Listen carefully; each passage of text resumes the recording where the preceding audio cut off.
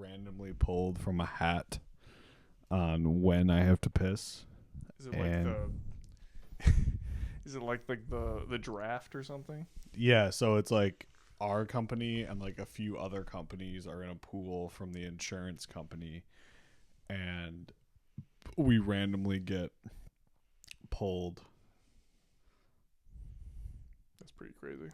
I had to get breathalyzed one time on a Wednesday morning at 7 a.m. For like alcohol or and a drug test.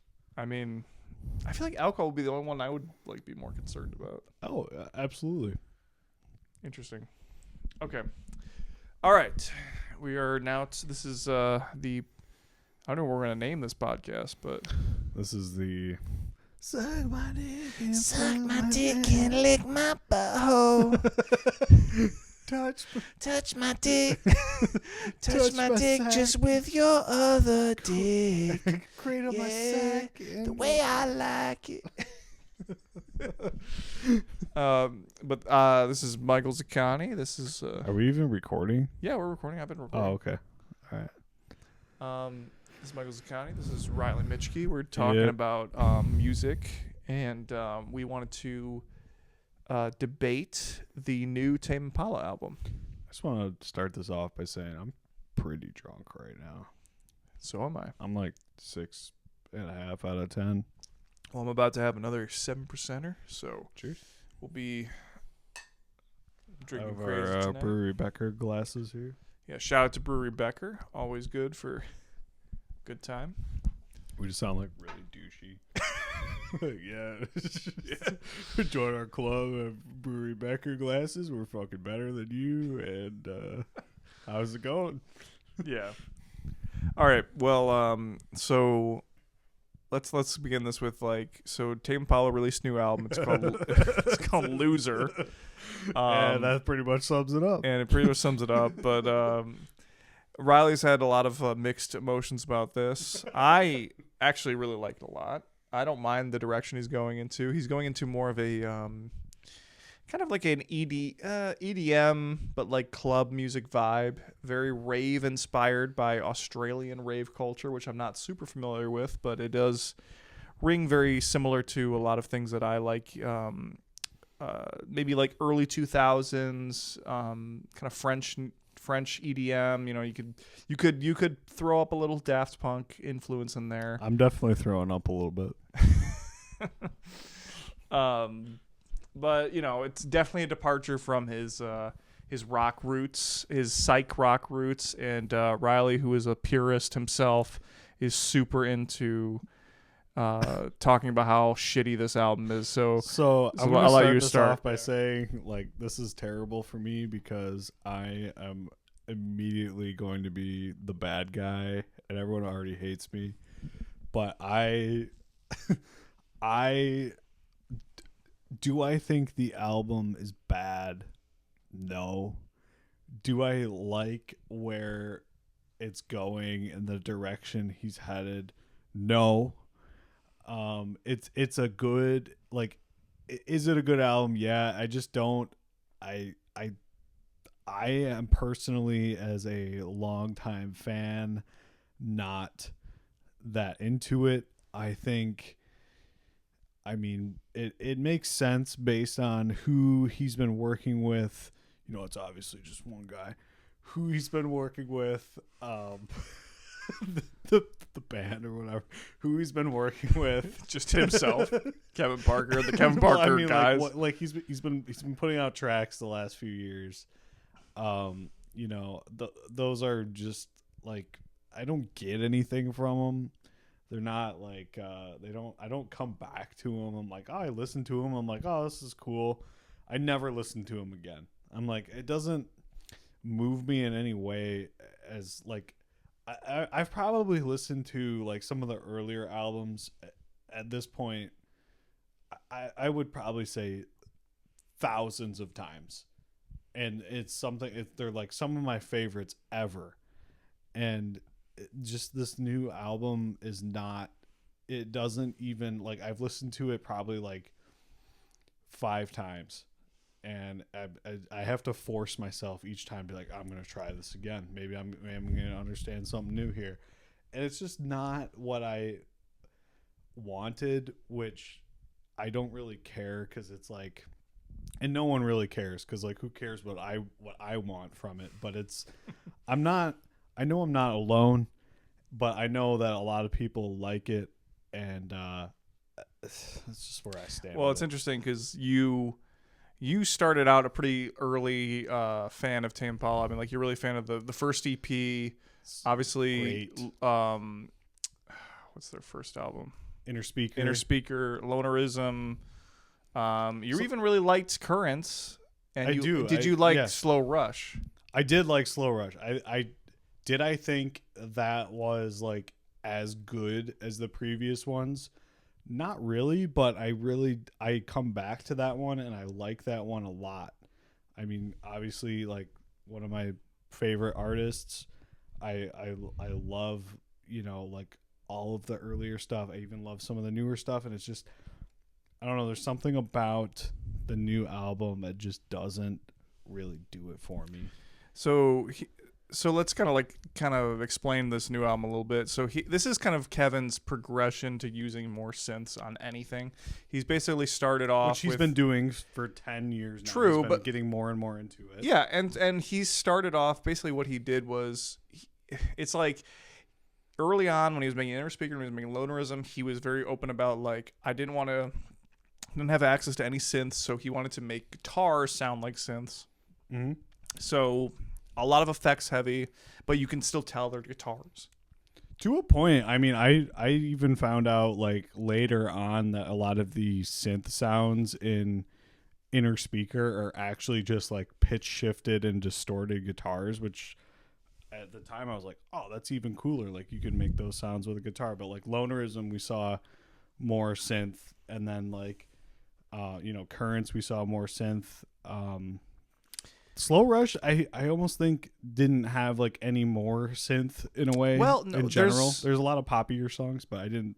Yeah, but there's see a difference. More. There's a difference between Currents and Lonerism in a sense where you got your guitars making synthetic sounds, but like that's a difference than actually getting an actual synth and getting like an arpeggiator setup.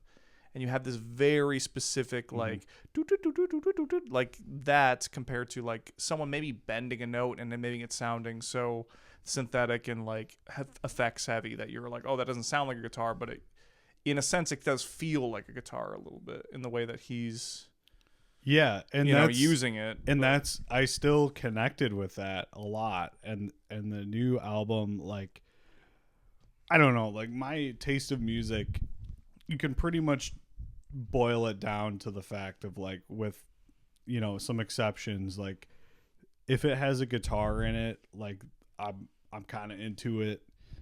For the most part, all of my favorite music at some way or another has guitar in it. And the new album, I just it's not bad. I just don't like it as much. There's these, people have been saying this for years. He's been getting away from guitar, and maybe I'm just just a chopped stuck in your past. I'm a chopped unk. You're stuck in the past. But you know what? I'm kind of fine with it. I'm like, you know what? It's here. I'm appreciating the new sound. I think it's an interesting aspect. I know everyone uses synths. It's like that thing of like, he got famous for being the outlier and being like a musician that is just like keeping guitar music in the mainstream consciousness or whatever we want to call it. But like the fact that he's going on towards synths, I don't think is necessarily a detriment to his overall like appeal. I think it's more just like he's just experimenting with these sounds that are also rooted heavily into psych pop and psych rock anyway too. I think that's kind of my problem, because like he more than ever, like as an instrumentalist, is actually a drummer, and I love his style of drumming. It's very unique, and the accents he puts on everything is super unique, and that's like, one of the problems I have with the new album is that I don't hear anything like exceptionally cool and like instrument heavy as far as like I guess like more traditional instruments like guitar or drums, where it's like you have like, the slow rush where it's like he's got like It Might Be Time, that's like super drum forward and like interesting and cool in that way. And it's like I just don't get the same feeling of like the same spark of interest. I'm not like, it's not like I'm against the new style in any way. I just don't get the same like, oh, I have to listen to this nonstop for like 3 months straight. Well, you don't like the monotonous beats, the hypnoticness of it, the hypnotism of it. Like in a way, which is weird because like I love one of my favorite groups or like projects or whatever of all time is LCD Sound System. And LCD Sound System is that can get really monotonous and like almost trance like, and I really enjoy that because it's just got a lot of interesting parts, whereas like Loser just it to me it kind of just lacks the dynamic. Like to me, I don't want to say like every song sounds the same. I hate to say that, but it's like nothing stands out to me. Well, you have okay, let's look at it as like you have like I liked the songs like Obsolete, Oblivion, even Dracula more so has these kind of like very tight beats that will go on for a little bit longer than they like should. I mean, like obviously, like here, let's see, Obsolete or Ethereal Connection. That's like a 7-minute song. This End is of crazy, Summer by is the a way. 7-minute song. Like having it pulled up, it's crazy, by the way. Like every song has at least like 8 million plays. Like it's absolutely insane to see. Like this is probably the most popular album he's ever released. I don't know. But like for this quickly. For it to be well, like, Dracula's good, but like okay, like let's look at Currents. I don't want to like come on, Currents has got way more. But that's been out for 11 years now. That's true, but Currents is huge. But like huge album. Anyway, let's go back. So go to Slow Rush. Let me see Slow Rush. Like how many plays? We got. I mean, one of them has Borderline is 1 billion. Borderline has 1 billion, which is weird to me. Jesus. But that's the one that everyone kind of gravitates. What's one of your favorite songs on Slow Rush? Slow Rush? Mm-hmm. I think my favorite would have to be Breathe Deeper. That is my favorite. I like there's something about it that I like. I like the kind of like beat of it. I like the melody. And that's almost like that could like I can see and that to like a more I guess traditional fan, pop like me. Okay. I really like that, which that's a very poppy song. There's a lot of poppy songs. I really like Is It True? That's not even like a super liked song on Slow Rush. But there's something I maybe it's just like the tempo of the new album. Maybe it has to grow on you a little bit because like I get it. There's something about Loser or no, what am I talking about? Loser.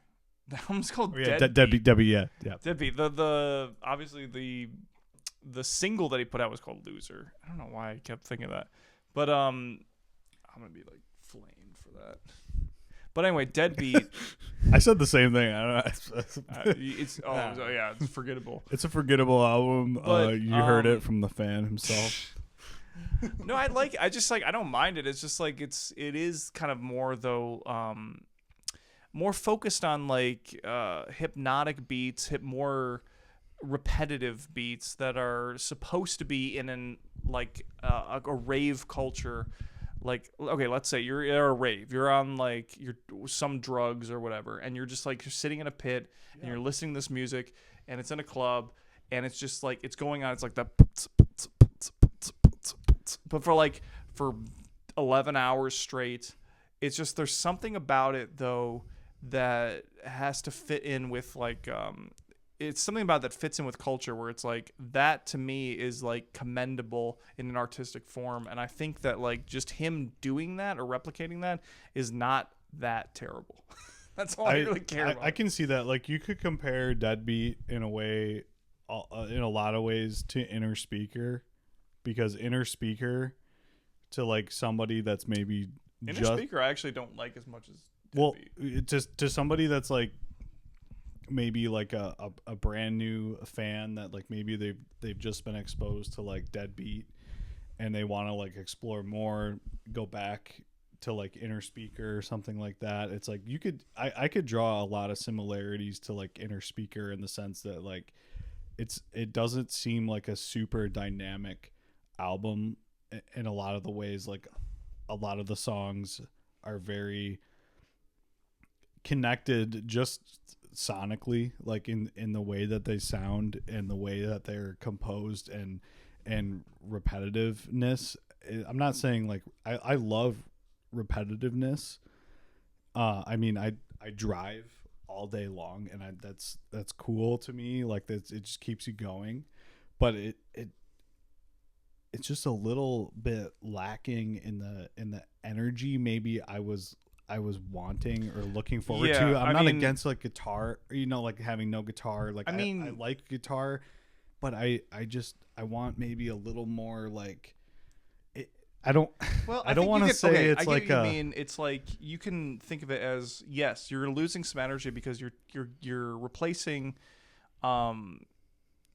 human guitar rhythmic or human drums with these synthetic drums that are always gonna be quantized, and you lose a lot of that human touch. Subconsciously you lose that energy too. And that was his thing, is like the drums are insane. Like if you even go like before Tame Impala, like you have like Mink Muscle Creek, like the drums are just insane, and like nothing's gonna be the same forever, and like stuff changes or whatever, but I don't want to say he like sold out in a way, but it's like it just feels like he didn't put, like, we obviously had 5 years between albums, just like Currents and Slow Rush, but it just feels like it was just kind of thrown together without as much effort.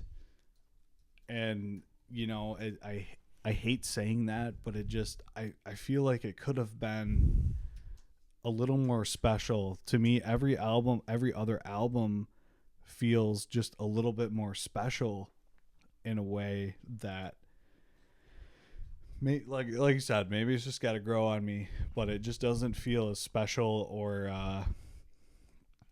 interesting to me. I mean, that's fair. I mean, you can do whatever you can think of whatever you want in that sense.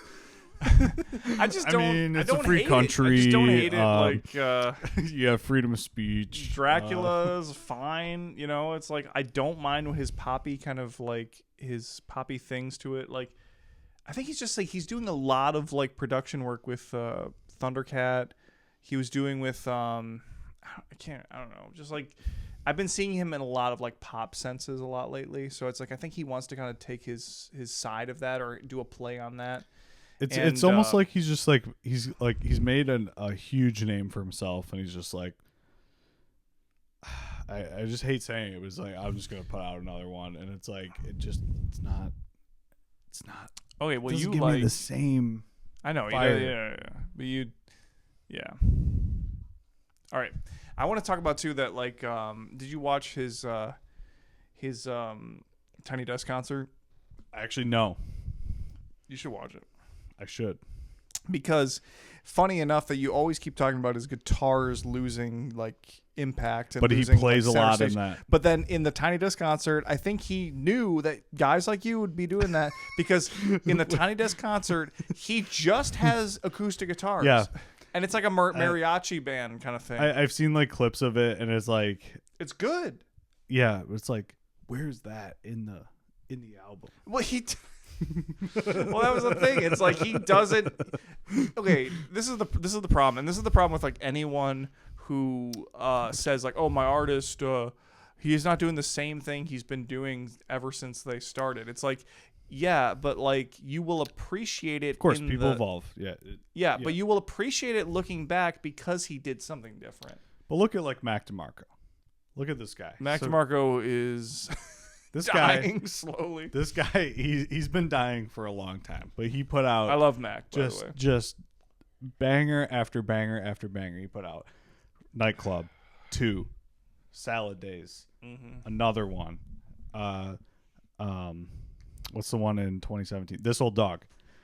And then after that, it's like, okay, he had a little bit of a break, and obviously he was he dropped Captured Tracks. He was on his own.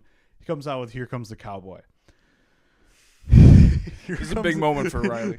Here comes the Cowboy was a large Let's talk disappointment. And I'm not saying I don't on. want people to change. I'm just saying you as a fan as well have to admit that Here Comes the Cowboy was not good. Let's take it back. It's different. Did you pre-order Here Comes the Cowboy? No. I stopped buying like Mac DeMarco records after This Old Dog. That's all I. What made you stop? Just his hiatus? No, it was just I just didn't like it anymore. It was just like low effort, and like maybe his like rise to stardom and burnout finally got to him to a point where he was like, okay, now I have to put something out again, or I'm gonna lose. And he was just so burned out that. And then, in recent years, he's kind of like came back in the form of like, okay, I'm going to release like some like quote unquote garbage that I made. And it's amazing. It's funny because like Mac DeMarco, Here Comes the Cowboy is his first album on his own label. So let's say he's always said that this is like his first kind of time in which he has full control over things, which I don't think is true. I feel like when look he was at like on Makeout Videotape. Well, that's what I'm saying. Like I feel like in his previous albums, I feel like he's had a lot of control. Like I don't really think this is like any. Yeah, he different. just made it himself and was like, "Here it is to Capture Tracks," and they were like, "Okay, cool, we own it." But and here we I go. get it. It's like Here Comes Cowboy to me was a minor disappointment or whatever. I'm not like gonna say it's the best album or anything. I'm not even saying it's like any good album of Mac DeMarco's, but he did release that album Guitar recently. What'd you think about that? Yeah, that was definitely better. I mean, Here Comes the Cowboy, and I say this as like these two artists are like my favorites of all time. Some of my like top 5 of all time. Love them to death, but like you're not gonna have a amazing album every time. I get it, but Guitar. I mean, he, like I said, in recent years. He has kind of like came back. He released I don't even know what it's called. It's like his compilation of like all of his Wayne G unfinished songs. Okay, that one I like that, and like Guitar is cool. I like that. I think the maybe songwriting is far better on Guitar than it was on Here Comes the Cowboy. And like maybe the next like album from Kevin is gonna be. Maybe this is like his lower, like his slight dip, and it's like, when's the last time you listen to a band and like every single album is just insane from like their the beginning to the current? It's like never, never. Yeah, I think it's just that like Mac DeMarco and Tame Impala, and they will also attest to this too because I've seen a lot of interviews with them saying this, but it's like. They are now starting to be the old people and we're also being the old people. It's like this is the old Gen Z level of like musician or indie musicians that we remember used to listening to is Mac DeMarco. Now he's like dad rock. Now we're all 30 and he's dad rock. And so is Tame Impala. But that's why like I remember him saying something about how he's now not necessarily jealous, but like he saw Cameron Winter coming out and saying like, "Oh, I remember I used to be like that, where people used to like me in that sense." I'm like, now Cameron Winter is the young Gen Z or like almost like new wave Gen Alpha, where it's like Geese is coming into frame now, and now you got to move over for that. I almost like now Mac DeMarco's just like retired in a way where he's like just doing like little small, fucking. I gotta pay my gas bill this month. yeah. Type Like I gotta projects. do. I just gotta sit around and just play my guitar and write some small, And it's like he doesn't even have a band with him anymore. It's just like he's just got We have like his the whole guitar scandal. quantized. It's like everyone's reverting back to like early Ween, when Ween had the like drum machine on that TV show. So the Jane Pratt show. So before we even dip our toes into Ween, and we're not gonna touch that right on this episode at least. But before we even talk about Ween, keep talking about Deadbeat here. You mentioned yacht rock. You did. I almost think the next progression for Deadbeat could have been yacht rock. Like what John Mayer was doing.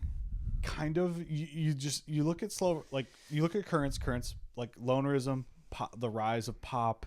Currents, very poppy, but still some rock. Slow Rush is kind of like a weird like poppy with acoustic elements. Oh, I gotta let kind of album. And then I almost think like Deadbeat could have been just like a chill on the boat yacht rock album, which in a lot of ways it is, but like I'm not saying Michael McDonald vocals with an Australian accent. I'm just saying it could have been it could have had the production. I don't think Kevin Parker has Michael McDonald vocals. No. He could have gotten Michael McDonald. I'm not saying that. I'm just saying like maybe it could have had like the same like in we today like we checked out like we tested out some speakers listening to like Asia by Steely Dan. Steely Dan hates the fact that they are in a way considered yacht rock. They hate it. I don't care.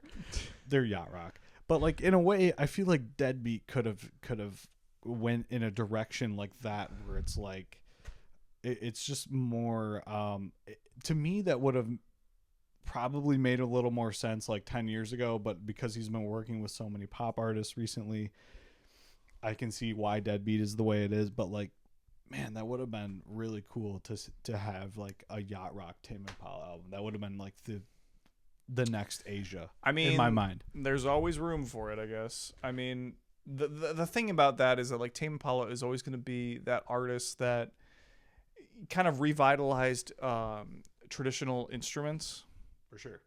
And I feel like anytime he goes further into the synthetic or like synth, I mean, now they don't even perform with like guitars. They just perform with like 3 dudes on synth.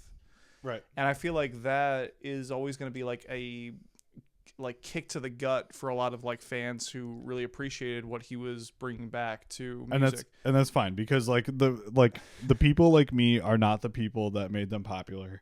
It's the younger fans that discovered him through a single, and and just I don't even know what I'm trying to say. It's just I get where you're coming from though. It's like you're just kind of disappointed that he's doing a more synthetic route, and I think that that's fine. But and then again, it's like, but you never know what he's gonna do. This is just another brush stroke on the canvas, another painting in his arsenal of things. Like it's just that's what I'm saying is like it could just we're gonna move on here. Like we were at such an exponential growth and peak of greatness that like we're at a little bit of a flat spot right now in my opinion, and maybe it gets better, maybe it gets worse, but I mean the fans like me, like everyone's heard it, like no one really cares. Like yeah, people like me, I can always go back and listen to the EP and Inner Speaker and Lonerism, and I will, and I like it, and it's just maybe I guess time will tell. We gotta wait another 5 years, and he stepped out of the he stepped out of the Fibonacci sequence, so like now it's just every 5 years for an album. So 2030, maybe we'll get another look at what comes next. All right. Well, I think that's a good place to end it. We'll see you guys later for another debate.